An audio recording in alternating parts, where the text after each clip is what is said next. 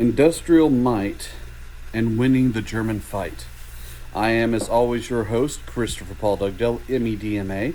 We are Duncanville High School in these United States, and today is February 24th, 2021.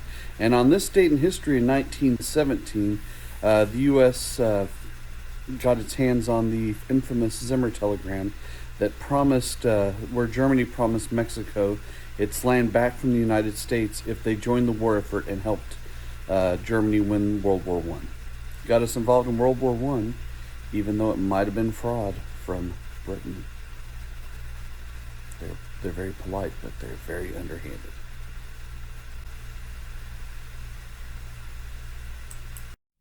Okay, so when we talk about the industrial power of the United States, it's one of the major reasons that the United States wins World War II. Okay, we could produce twice as much as Germany and 5 times that of Japan. The War Production Board is going to set production goals and control raw materials, and this is going to stop the production of a lot of things. Like there's under 500 cars built during World War II from beginning to end, because everyone's working on something to help with the war effort. The Reconstruction Finance Corporation made loans for converting companies to war production. So during the war, imagine if you have a bicycle shop, then you could get a loan from the Reconstruction Finance Corporation to turn your bicycle shop into a shop that makes machine guns. And just to make sure that they could get everyone involved on this, the government gave what were called cost-plus contracts.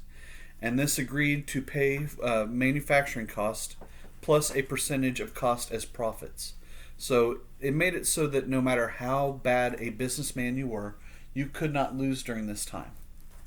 Okay, so they gave you loans. And by the way, the Reconstruction Finance Corporation was actually a program that was set up by Hoover, and it actually becomes useful during World War II, about 10 years after he creates it. So, here we go, people. The auto industry.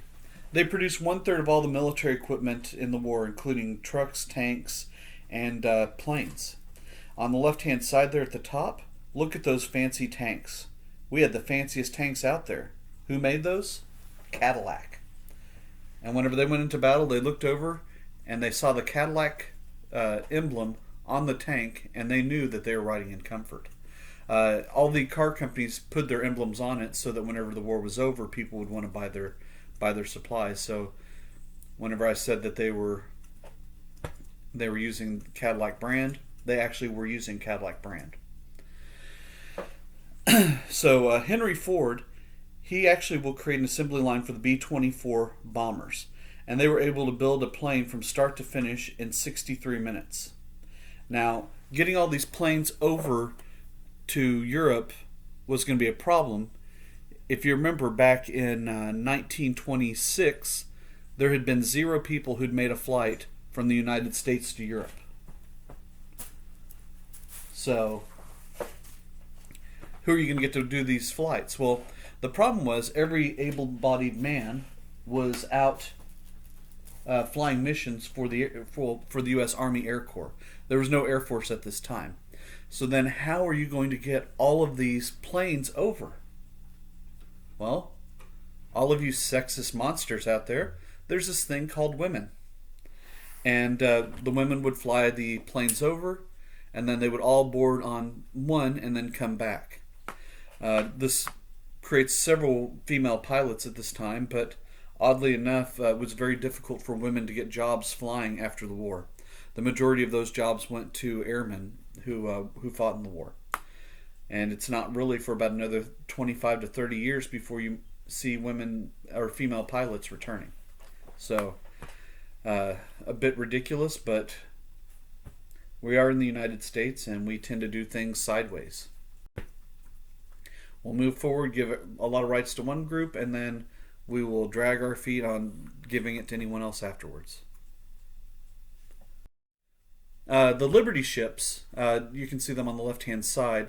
These were built by Henry Kaiser, and they had this new innovation at the time called welding. Now, before they would do things together with rivets, and I know this is a very, very boring thing for me to tell you, but you know what? It is a school day, so I'm going to go ahead and do that. So basically, with a rivet, they take two pieces of metal and they put this metal. It's not even really a screw. You hammer it together on the other side and hold one side, and it will actually kind of bend over. If you've ever seen what holds together the metal to the notebook, that's kind of what a rivet is, and it's not as strong as you would think.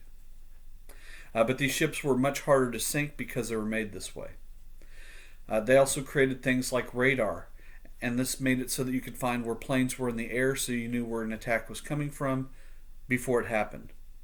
Sonar is used to help find submerged objects, in this case submarines.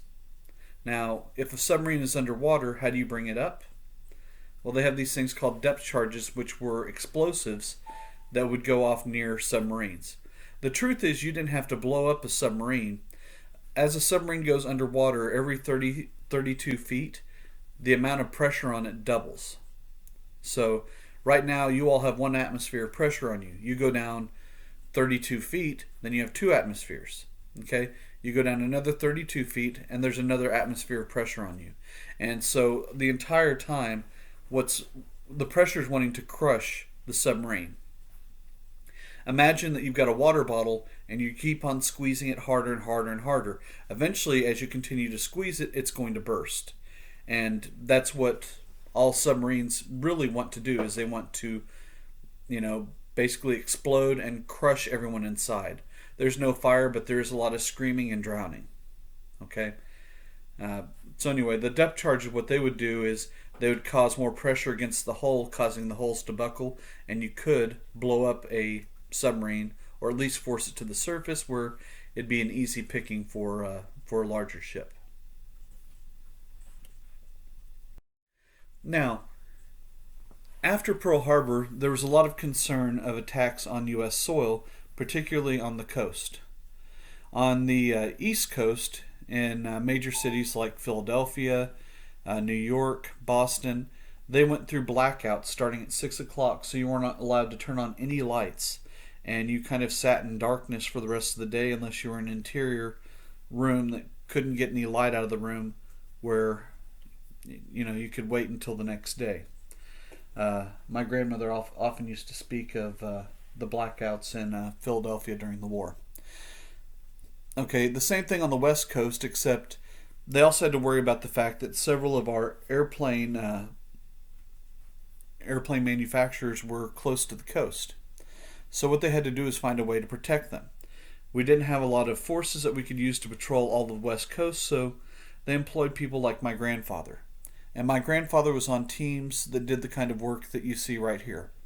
On the left-hand side, you see the McDonnell Douglas factory. Building airplanes is very important. What they did was they hid these factories. So you see it on the left, and on the right side, it's still there, except now it's been covered by farmland. They actually did this quite ingeniously through using camo netting. Okay, you can see this from the top, and it looks like normal fields, but it's kind of bumpy. But if you're flying in a plane, you don't really get the same perspective. In fact, it's much easier to hide. And right here is the camo netting that they used, where they could hide the entire factory, the cities, and all the buildings around it. It was expensive to put up, but at the same point it protected it. You put fake buildings on top to make it so that they weren't targets, and you could actually fly planes out of the end of these fake structures that were built. So, in addition to doing this, he also taught classes on how to camouflage items and making it harder for planes to see it while they were in Europe or in Japan. Now, Philip Randolph, also known as A. Philip Randolph for anyone who's familiar with him, he was in charge of an African American railroad union called the Brotherhood of Sleeping Car Porters. And while they saw all these great jobs and great opportunities going to a lot of people in the United States, African Americans were not included in this. So he threatened a march on Washington, D.C. to get better jobs for African Americans. And it worked. Uh, FDR gave Executive Order 8802, and this banned discrimination in hiring in defense industries or for the government. Philip Randolph, his entire life, wanted to march on Washington to get equal rights. It's delayed during the 1940s, but he is the organizer for the March on Washington in 1963, where Dr. Reverend Martin Luther King Jr. gives his famous I Have a Dream speech. So he is present at that day, and he's one of the leaders of that.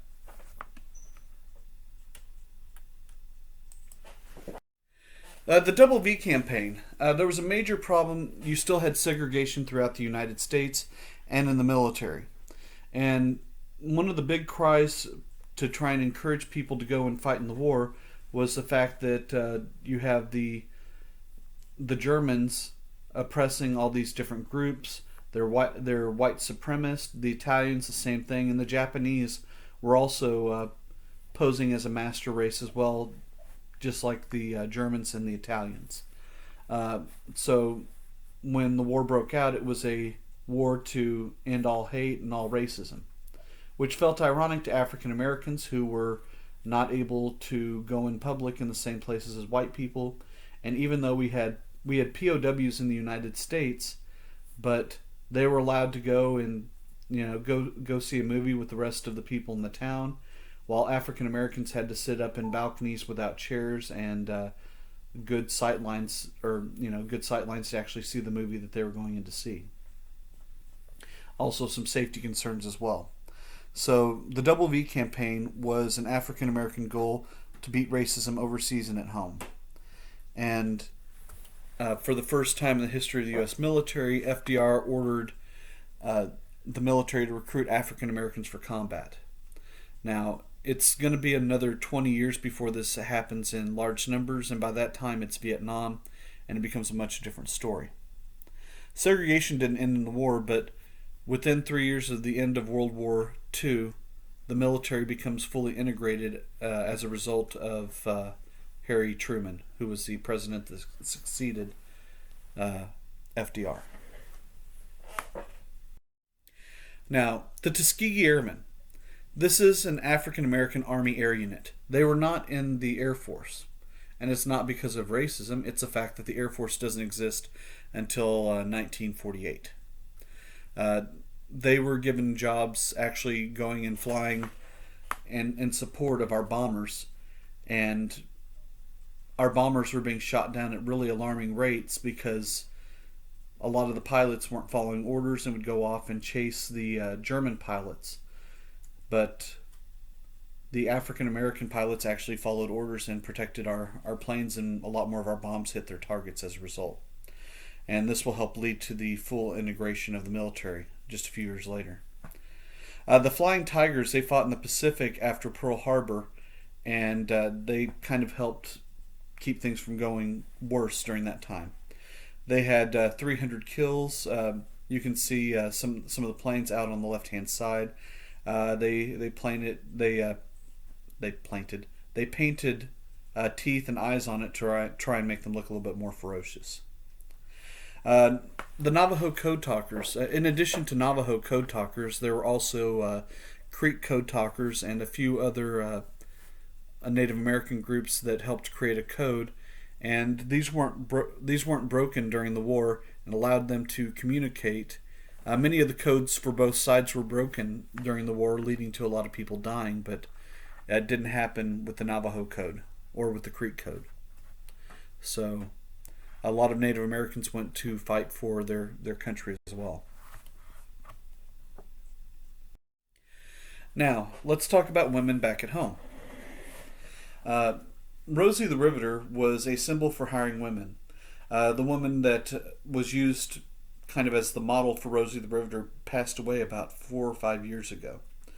But she helped inspire 2.5 million women to enter the manufacturing workforce, building planes, building tanks, building jeeps, and all manner of supplies and weapons needed for warfare.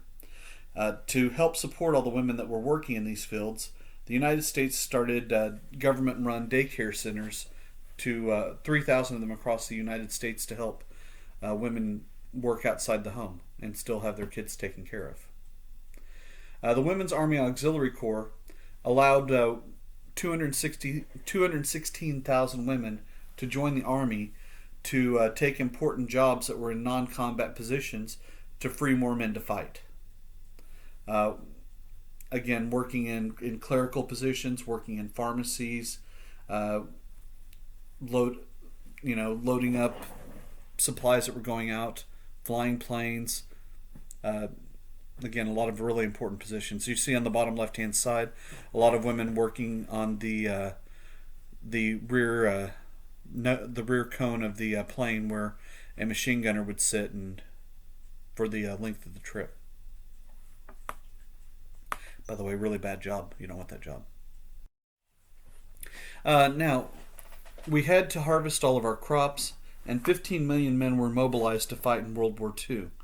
So to get enough people to harvest crops, Mexico was contacted, and 200,000 Mexicans were hired to come in and harvest fruits and vegetables on farms in the Southwest. Many of these Mexicans would continue to work in these fields for the next 50 to even now years later, 50 to 80 years later. And they moved around quite a bit, and there were actually education programs that were created to try and help take care of this. Now, don't think that this was right away. It took about 50 years for them to start to address this problem. And this is from our migrant workers program. A lot of people get that confused with bilingualism, which in some cases is true, but it's not always true. The Sun Belt were these areas that were really not very populated at the time, but they grew because of new factories that were being created and wartime contracts. One of the factories that was built during this time to build planes was actually in Grand Prairie over on 303. It's about 20 minutes from Duncanville High School, about 10 minutes from the Mountain View campus, and it's still being used today. I think they build helicopters there now. It's where my parents met, and I actually taught a class there about 10 years ago. So, interesting or boring fact for whoever wants it. So, during the first 6 to 8 months of World War II, Japan was running roughshod over all of U.S. forces. And they had a plan at Midway Island to lure the U.S. into a trap. Make it look as if they had a wounded ship out, draw in U.S. forces, and then launch with much superior numbers an attack that would wipe out the rest of the U.S. fleet. What they didn't know is that the U.S. had cracked the secret Japanese naval code. And so we knew everything that they were saying. We knew the exact position of all their ships, and they didn't know ours. And we were able to move ours out a little bit further and hide where they were. So when the attack started, they went to where the U.S. ships were expected to be, and the U.S. was actually able to destroy 4 aircraft carriers. Now, an aircraft carrier carries about 2,500 to 2,800 men, but also is a mobile runway to launch planes for attacks. It's an innovation. It really changed warfare. And the U.S. also shoots down 38 planes. And as soon as this battle is over, the U.S. does lose 2 aircraft carriers in this battle, but this turns the tides, and the Japanese advance in the Pacific ends, and then the long, hard fight to Japan starts from here. And it would take 3 years for us to get within range of Japan.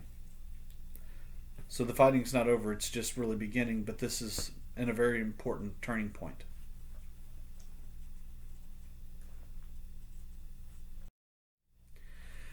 Now, the war was all over the world, and including in Africa. And Germany controls most of North Africa, partially as a result of Italy moving into Africa itself. So the Germans were trying to take over the Suez Canal, which would make it easier to get reinforcements to and from Japan to continue this fight. So Americans started pouring into here years before D-Day. And what they would do is fly down to Brazil, which allowed us to establish a base, and then we could fly our planes from Brazil straight to North Africa and move our forces over in that direction. So, at the Battle of Kasserine Pass, U.S. troops faced the Germans for the first time and lost. So, this era of invincibility of the U.S. military that they had at this point was in danger. But then George Patton takes over North African forces of the U.S., and in the Battle of El Alamein, he defeats German forces in North Africa. Just checking to see if anyone reads the slide. The Battle of Stalingrad. Now, Stalingrad was a very important position in the Soviet Union. Not just because it was named after Joseph Stalin, but because once you got through Stalingrad, or once you took control of the city, you had access to all of the oil fields in the Urals. And one of the resources that the Germans really were, shortest on was airplane fuel. And this would have provided everything they needed. So the Germans laid siege to the city. I know I have here for 6 months, but it was about 18 months total that German forces were around the city. Around 4 million people in the city died during that siege. People were desperate for food. By the time the battle was over, there was not a rat, a pigeon, a bird, a dog, or a cat in the city, because all of them had been eaten just out of necessity for survival. If you've ever seen the movie Enemy at the Gates, which was made before you were born, it was the first and only pro-Soviet or pro-Russian movie made about World War II, and it follows Vasily Zaitsev, who was one of the greatest marksmen in or snipers, really in the history of the world. The greatest one was actually one by the name of Ludmilla, who also was a Soviet, and she had about 40 more kills than anyone else in history. This battle, though, marks an important point because from this point the Germans were on the defensive. So while you have Midway happening in the Pacific, and it becomes a turning point of World War II in the Pacific, the Battle of Stalingrad is a turning point for the war in Europe. And so over 1 million troops were there at the very beginning of the war, and by the end of the war there were over 3 million there, and there were 2 million casualties on both sides. So remember, casualty means dead or wounded. A lot of the Germans that were wounded that survived would actually die in prison camps over the next 6 to 8 years. They were in prison camps long after the war was over. So, to tell you how messed up the world was at this point, the safest place for the American president, the British Prime Minister, and the Soviet premier, or leader, to meet was in Iran. They met in Tehran in Iran. And you can see the picture of all of them sitting down. The reason they're all sitting down is because of Stalin. Stalin, because of the efforts made by FDR to build relations between the U.S. and Soviet Union before the war started, really respected him, and as a result, whenever they made this publicity photo here, he demanded that he and Churchill also sit down because of FDR's polio as a sign of respect. And Stalin was not a man you messed with. If you even looked like you were thinking about doing it, he wiped out your entire extended family and you. But they got together to talk about opening up a second front in Europe. And they also agreed to deceive the Germans about how they were going to invade Europe. So that's in January of 1943. Now, in November of 1943, FDR and Churchill met again. And they both agreed to increase bombing of Germany to destroy its military, its industrial ability to fight the war, and also to attack their morale. So they hit civilian and military targets. And they destroyed railroad tracks, and it causes severe oil shortages as well. If you look on the left-hand side at the bottom, you can see each one of those bombing runs. They drop somewhere around 25 bombs on each run. On the picture at the bottom on the left-hand side, each one of those bombs painted on the side of the aircraft is a successful bombing run. And early in the war, you didn't see many planes that had made over 10 bombing runs because most of them were shot down. And again, this is a testimony to the work done by the Tuskegee Airmen in protecting the planes, that they were able to make as many runs as they did. Now, how many bombs were dropped on Germany? So many that over the last 75 years that the war's been over, they have found somewhere around 680,000 bombs that didn't explode. Now, 1 out of 11 bombs that we dropped did not explode. It was either because they might have hit an area that was muddy. A lot of the fuses or the ignitions on these bombs were on the front nose, so if they landed upside down, then they wouldn't go off as well. And somewhere around 1,200 people have died in the time since the war was over, accidentally finding these bombs or trying to defuse them. In fact, I believe it's 3 to 5 of the bomb disposal units, 3 to 5 members of the bomb disposal units will die each year trying to defuse or remove some of these bombs. A lot of times the safest thing to do is actually to set them off. I know that sounds ironic, or if it doesn't, maybe you don't know what irony means. I didn't say ironing, I said irony. That's different. Okay, so to invade Europe, most of you are familiar with D-Day. You probably heard about D-Day or watched a movie on D-Day like Saving Private Ryan. But that's not where the U.S. first invaded Europe. They actually started through Italy. Churchill called Italy the soft underbelly of Europe, and really that's not a sign of praise. You never want to be called the soft underbelly of anything. That's not good. So Eisenhower invades through Sicily, and within about 5 months Mussolini was surrendered, and Italy surrenders and is out of the war. Of course, about 9 months later, Hitler sends in one of his crack rescue squads to go in and rescue Mussolini, and they put him back in power in May, so Italy rejoins the war effort against the Allies. But about a year later, Mussolini and his mistress, Cloretta Petacci, were caught and hung by the Italians themselves. And whenever I say hung, I don't mean they were hung by the neck. They were hung upside down by meat hooks and then beaten to death. People went in and beat them to death with their fists. They beat Mussolini so bad, on the bottom left-hand side, you can see what his body looked like. His eyeball is out of socket, the other one is closed, and he looks nothing like the beautiful man he was before. And Cloretta, she looked worse for wear as well. Anyway, that's not the way you want to die. You want to die of, I don't know. In my experience, maybe a heart attack. It's not that bad. Just for other people, it's worse. Anyway, moving on. D-Day.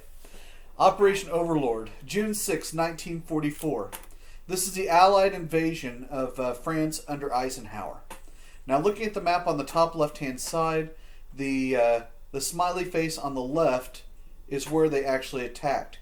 That's one of the longest distances between England and France. Now, the frown face on the right-hand side of the screen, that is Pas de Calais. Okay, and Pas de Calais is the closest point and one of the most logical places for the Allies to launch their attacks. It's a shorter distance, less space to travel. So, to convince the Germans that this is where we're going to attack, they had George Patton create what was called a ghost army. And so they took inflatable rafts, like pictured up on the top right-hand side that looked like landing craft, laid them out, and put a big base full of mannequins, and inflatable tanks like you see in the bottom left-hand corner. I know everyone's looking at that picture thinking that, doesn't it take 6 men to lift a tank? Well, no, this is an inflatable one. That's why 4 men can do it. And by the way, please don't think that 6 men can lift a tank. Okay? So anyway, so they had this. They had men moving all of the mannequins around every day and all the tanks around every day, and they just had to move them randomly. And the Germans were flying overhead, taking pictures and trying to study these odd formations and attack plans made by the Americans, because none of them seemed to make sense, but they were going on maneuvers every single day, and they thought there was a little bit of fuel shortage, so they knew that it was important what the Allies were doing. So they moved almost all their forces over to Pas de Calais. Okay?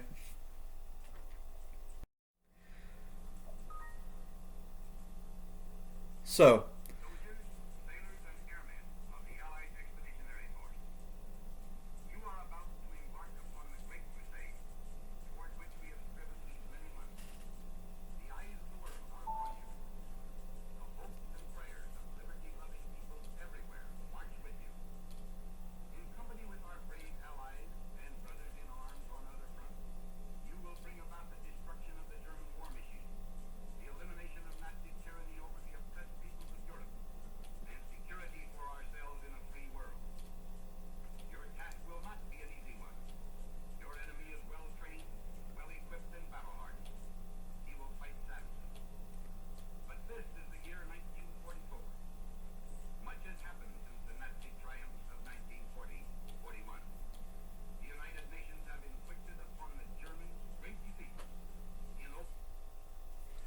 So this was a speech given by Eisenhower to the men on the morning of this attack. The night before, they dropped over 1,000 paratroopers behind German lines to cause chaos. On this day, we have the largest amphibious assault in the history of warfare. 150,000 troops landed on this day. It included 9 battleships, 23 cruisers, 104 destroyers, 71 U-boats, and about 150 blimps as well, doing reconnaissance showing exactly where German forces were. Now, as they were landing on the beaches, they were running into pillboxes like up in the top right-hand corner. Those had 50 cal machine guns that were firing. They could fire about 3.5 bullets every second, and the bullets were bigger than most of your index fingers. When these bullets hit you, they had so much force behind them, and if they just nicked the corner of your shoulder, it would rip off your entire arm just because of the amount of force behind it. Also, the ships could not land on the shore. They, because of some of the obstacles you see on the right-hand side there. They had the Belgian gates, which kept the boats from getting in close. They had lines of log ramps also to keep ships from getting in, so it was much harder for you to land there, so you had to jump in the water and basically swim with about 80 pounds of supplies on your back and enough rounds to try and get close to it. This is Omaha Beach on the day of the fighting. You had Omaha, Utah, Gold, Juneau, and Sword, and these were all beachheads that were established to get U.S. forces into Europe over on the French side. And part of the idea here is to draw some of the forces away from the Soviets. Remember, 80% of the German forces were fighting in the Soviet Union. So they had another 10% in Southern Europe and another 5% over holding this land that they already held, and then 5% in reserve in Germany. If you look over on the right-hand side here, you can see ships that have doors on the front of them opened, and people driving craft out of those. Those are the type of ships that my grandfather was building in Evansville, Indiana. They would build them there on the Ohio River and then sell them to the Mississippi and then out to fight. So they would take and load these up with tanks and trucks and then run them as fast and as hard onto the shore as they could after dropping anchor back where it was a little bit more shallow. Once they unloaded all of these ships whenever it was high or low tide, then once high tide came, they would reel back in the anchor and help pull them off of the beach and load them up to do another drop. 4,500 Allied troops, including Americans, died on D-Day. So a high price to pay. You can see some of the blimps up here, but also just look at the mass number of ships that were used in taking this beachhead. So the election of 1944 came around later on that year. FDR won a fourth term. Again, the only president to serve over 2 terms.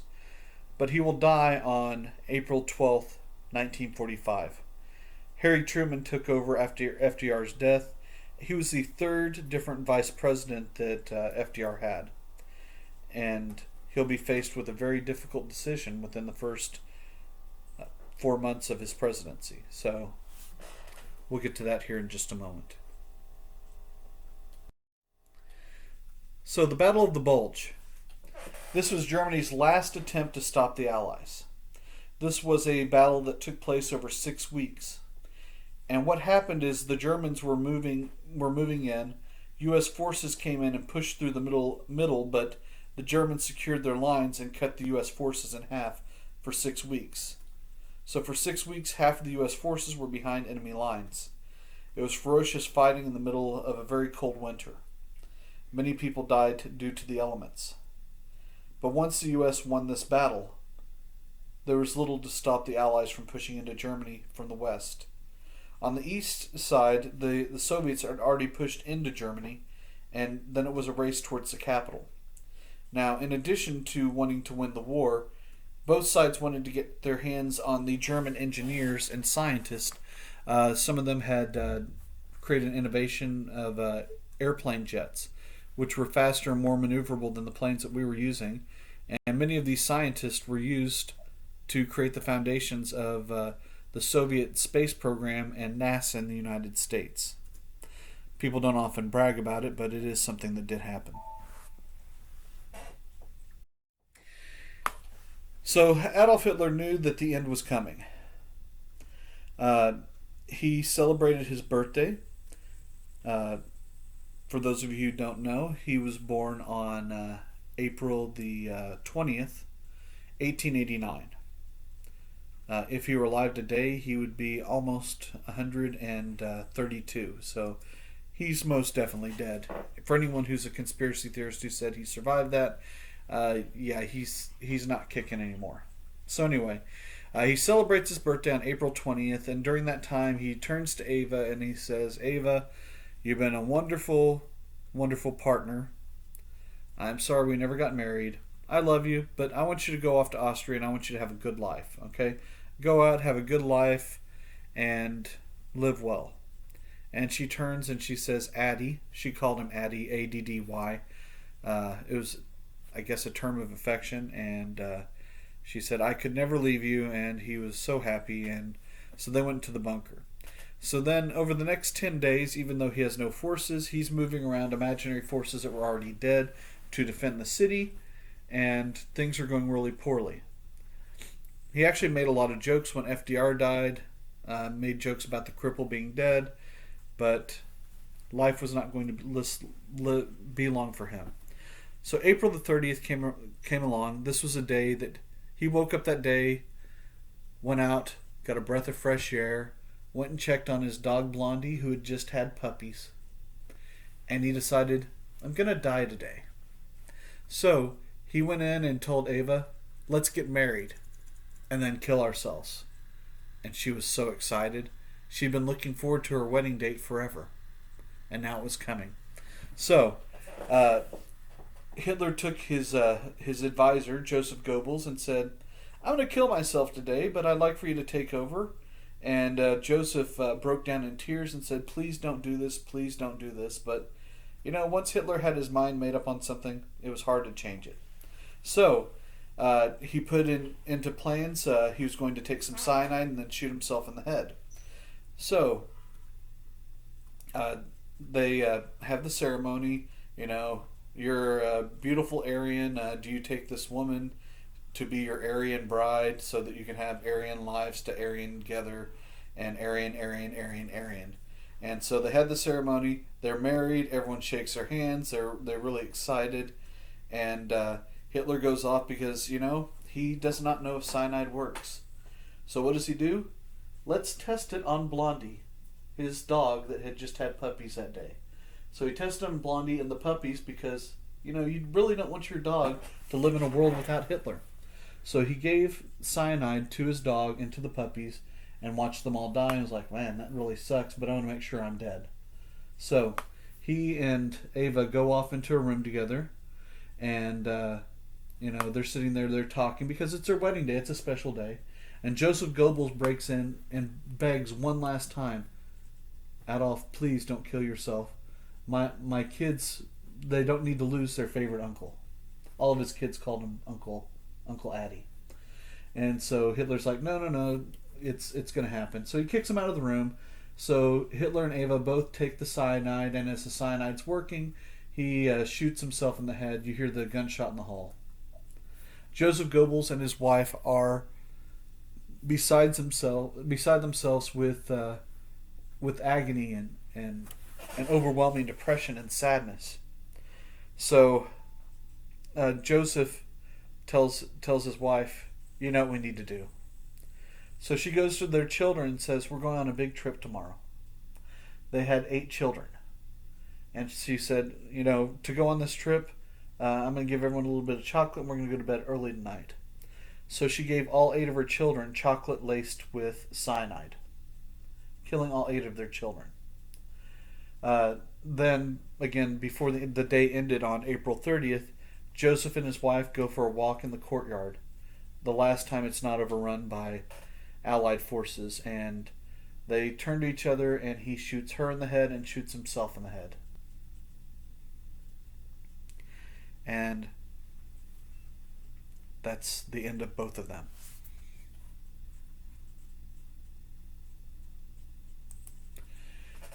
So, after Hitler's dead and his first successor, Joseph Goebbels, died of mysterious suicidal circumstances, they put Grand Admiral Karl Donitz in charge of the Third Reich. He's only in charge for 10 days, and he desperately wants to surrender to the Allies. But he doesn't really have that opportunity because the Soviets are right there. So he ends up surrendering, unconditional surrender, on May 7th, 1945, and VE Day, or Victory in Europe Day, is on May 8th, 1945. Karl Donitz, because he is in charge of the country at the end, he will spend 10 years in a prisoner of war camp. Or not in a prisoner of war camp, in a camp as at the Nuremberg trial. This picture here is what the Soviets built following World War II in Europe. This is what's called the Dragon's Teeth. These are big, massive concrete pieces that are almost impossible to drive around. You can see about 30% of them there, but they're a big triangle that goes underground. And so you can move them, but it makes it much harder to move tanks. And since the Soviet Union had already been invaded twice by Germany in the last 30 years, they wanted to make sure it didn't happen again. I believe the Dragon's Teeth, as these are called, are still in Eastern Europe. This is the end of yet another day. I hope everyone is having a great day. I will see you all soon. Don't cocaine, don't AIDS, and don't COVID. And if you see anyone COVIDing or cocaining or AIDSing, tell them to stop. And tell an adult. Or if you're an adult, tell another adult. Then that's 2 adults. Have a good day.